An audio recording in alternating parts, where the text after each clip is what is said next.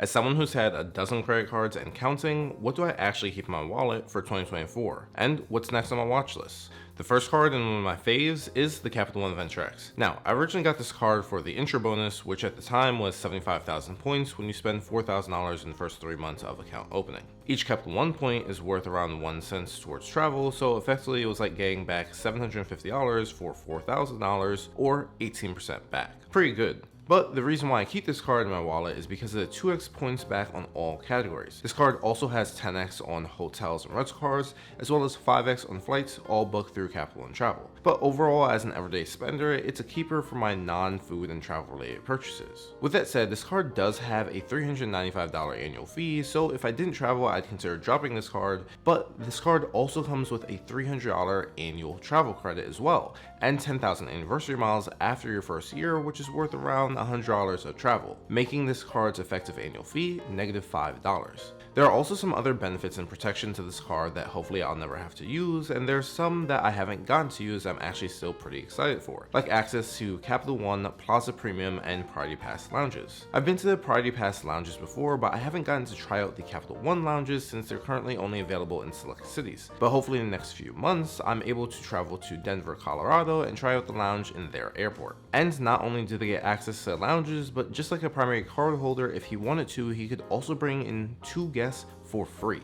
So if you're ever thinking about opening this card, especially if you live in the, let's call them Capital One cities, you can always add a family member or friend on as a nice gift for whenever they travel. With that said, there is one more benefit of this card, and another reason why it's a keeper, which is the insurance and protections it provides. I hope to never have to use either of these, but I will say the cell phone protection is a pretty great perk. I was able to cancel my cell phone protection on 2 lines for about $30 a month, saving me $360 a year. But continuing to answer the question of what's in your wallet?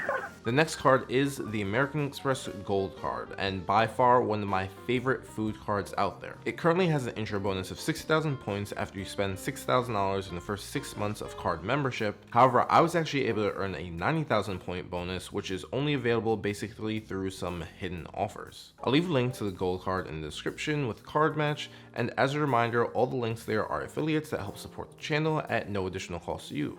So if you use those links, thank you in advance. But getting back to the Gold Card, one of the biggest reasons it's my favorite food card is because not only can you earn 4x at restaurants worldwide, but you can also earn 4x points at supermarkets up to $25,000 of spend each year. Now, there is a limitation that you don't earn 4x points at Target, Walmart, or wholesale clubs, but that doesn't really matter much for me since I pretty much always shop at my local grocery store. In addition to the great food point multipliers, this card also provides you with $10 a month of Uber Cash, which can be used for Uber Eats, as well as a $10 monthly credit for either Grubhub, Shake Shack, The Cheesecake Factory, or a few other places. I mainly use these credits each month for either Thai food or sushi. However, I have used the Shake Shack credit before to get a buy one and get one burger deal that they had going on. Now, this card does have a $250 annual fee. However, when you add in the $240 in credits you receive, the effective annual fee for the card is $10, which I make up for easily with the 4x points at supermarkets. The next card I keep in here is the Platinum Card from American Express. And just like the Gold Card, I was able to earn a higher intro bonus than the standard. The standard intro bonus is 80,000 points after you spend $8,000 in the first 6 months of card membership. However, I was able to earn 125,000 points. Again, you can potentially find these higher offers with the Platinum Card Match linked in the description. But with that said, this isn't the main reason why I keep this card in my wallet. The main reason why I do so is because it's such a great travel card. The Platinum Card by American Express allows you to earn 5x points on flights booked directly with airlines and on AmexTravel.com, and 5x on prepaid hotels through their same travel portal.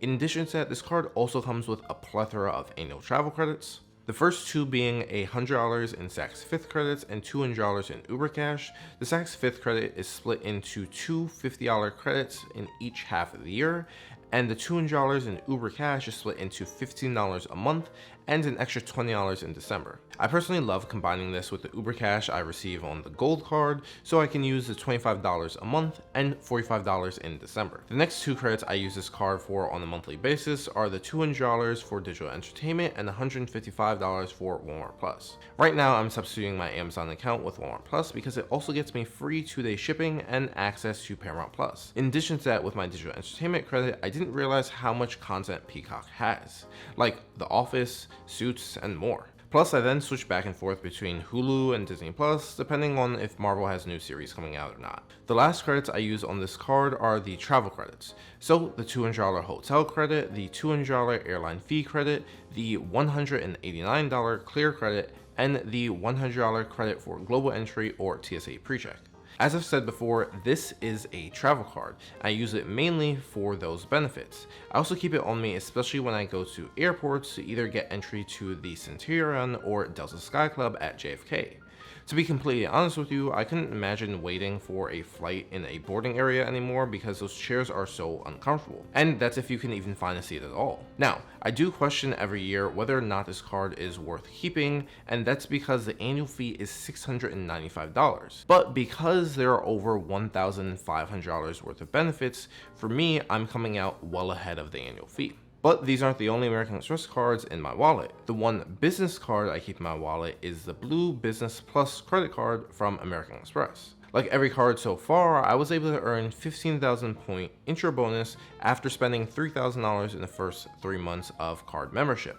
And the reason why this is the only business card I use is because of the point multipliers. There are some other good cards out there like the Chase Ink or the Capital One Spark Collection or even the American Express Gold, but for my card setup, this Business Blue is perfect to solidify my Amex trifecta. It allows me to earn 2x points on everything, and I can use those points in the same portal as my personal gold and platinum. I've considered opening the business platinum, but for me right now it seems kind of redundant, especially since the spending categories are almost exactly the same as the personal platinum.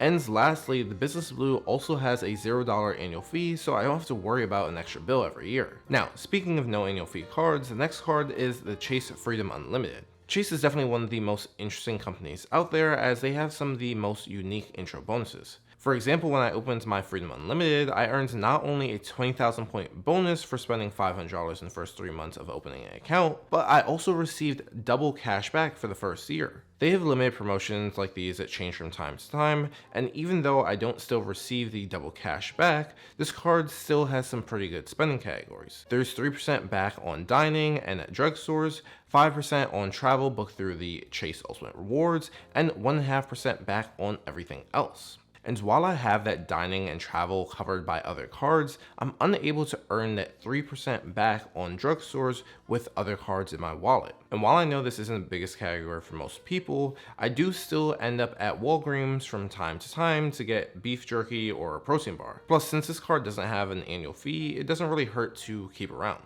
With that said, there is one more annual fee card that's not in my wallet which I plan on adding this year. That's the Chase Sapphire Reserve. And some of you may know why I haven't opened it yet, but I'll get to that in a second. First, whenever I open any card, I focus on the intro bonus, and the Chase Sapphire Reserve currently has a 60,000 point offer when you spend $4,000 in the first 3 months of account opening. The main reason why I plan on opening this card is not just because of the intro bonus though, it's also because of how Chase points are valued. See, when you use any of the Chase Freedom cards, each point is worth only around 1 cent for travel. But with the Chase Sapphire Reserve, the points are valued at 1.5 cents, making the 60,000 point offer worth $900 I can use towards flights, which would be great on its own, but also means that points earned through spending categories are also worth 50% more. So that 3x you can earn on dining is worth 4.5x when redeemed for travel, and the same goes for multipliers on your other categories. That's not to mention the fact that you can use your Chase points from other cards like the Chase Freedom Unlimited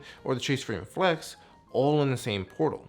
So this makes for a great combo with the cards I already have. The only issue I have with this card is the benefits compared to the annual fee. For example, you do get some benefits like complimentary Lyft Pink, Dash Pass, and Instacart Plus. However, these benefits are only temporary, so I don't like using them to calculate the effective annual fee. However, there is one benefit that is yearly, and I do factor that into the effective annual fee, and that's the $300 annual travel credit. This travel credit is great because it not only works with flights, but also works with hotels, cruises, and even tolls. Basically anything you can think of that's travel. So when you compare the $300 annual travel credit to the $550 annual fee, this makes the effective annual fee $250. But my goal with this card is to make sure I utilize the intro bonus with the first year benefits so that I come out well ahead. Now, the reason why I don't currently have this card is because Chase does have an internal rule called the 524 rule, which basically prevents anyone that's opened 5 or more credit lines in the past 24 months from opening a new Chase card. So since I'm over the limit, I'll have to wait a few more months to open the card. However, while the Chase ecosystem is great, if I could start over, I would without a doubt start with one of these 2 credit card duos to maximize my rewards. Click here to find out why, and see you next time.